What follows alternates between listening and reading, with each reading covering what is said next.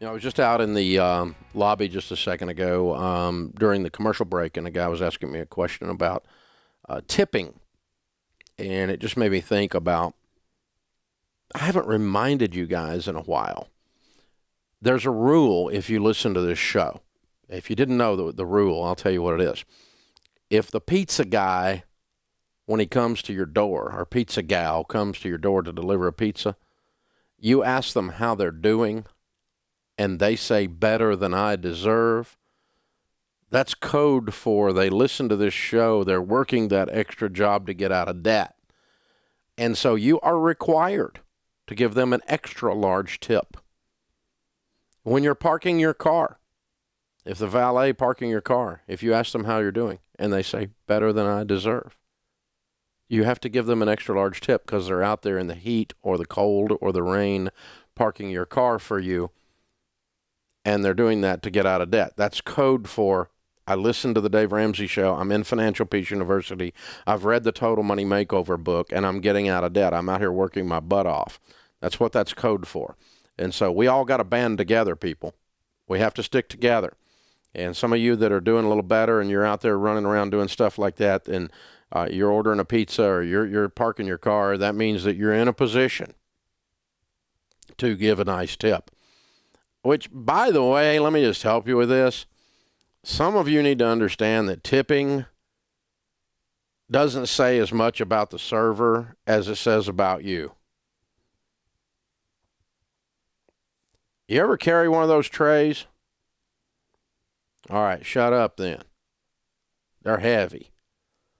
And, well, they shouldn't take that job. No, listen, if you go in there and you can't afford to leave a tip, you don't need to go out to eat. Cheapskate. And Christians are the worst. Servers don't want to work on Sunday because cheapskate Christians go out to eat and don't leave a tip. What kind of witness is that? I mean, leave a track. So you ought to be smacked. Somebody ought to your mother should smack you. Leave a track about Jesus loves you and here's how you meet God instead of leaving a tip. Well, that's more important than a tip. Yeah, it's more important than a tip, but you have no credibility because you're a cheapskate. You lost your relationship with your server in the process. Doofus. Unbelievable. So here's a rule. Leave a tip. Here's a better rule. Be outrageously generous with your tips. Outrageously generous.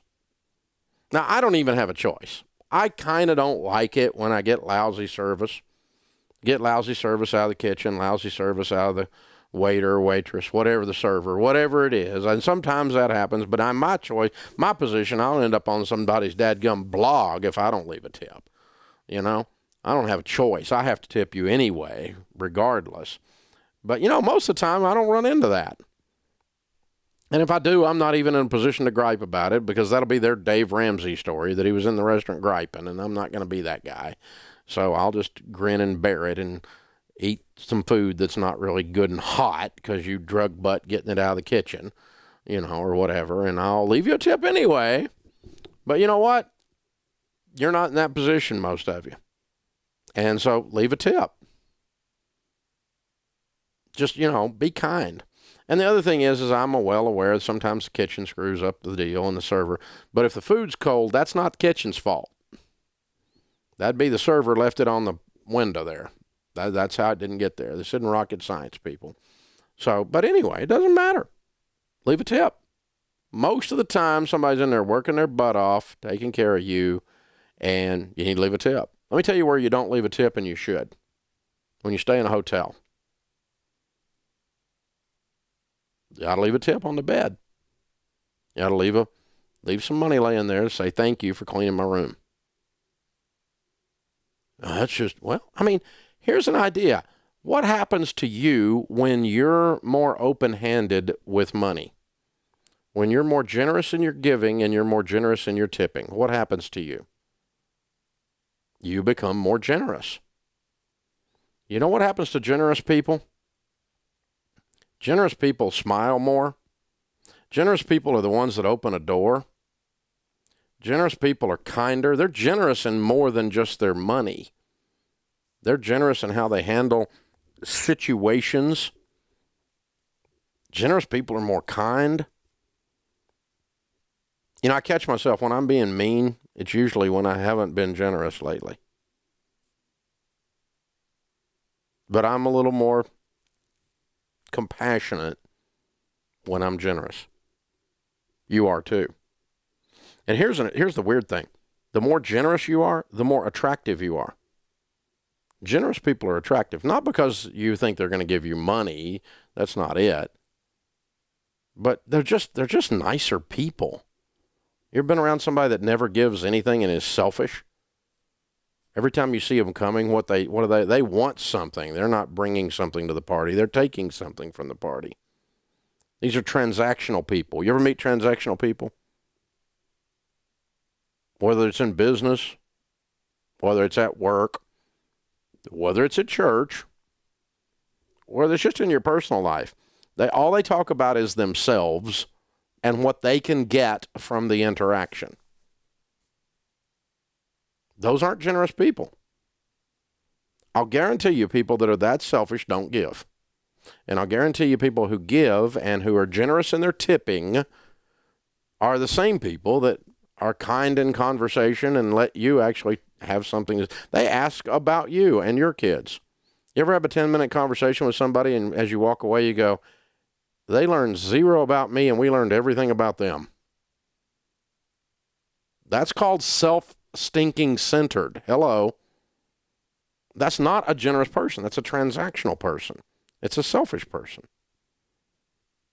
They're shallow too. And guess what's weird? They don't get ahead. Generous people have a tendency to prosper. Why? Because they're attractive. Generous people have a tendency to get the promotion. They're attractive. No jerks get the promotion. See, you're one of those other people.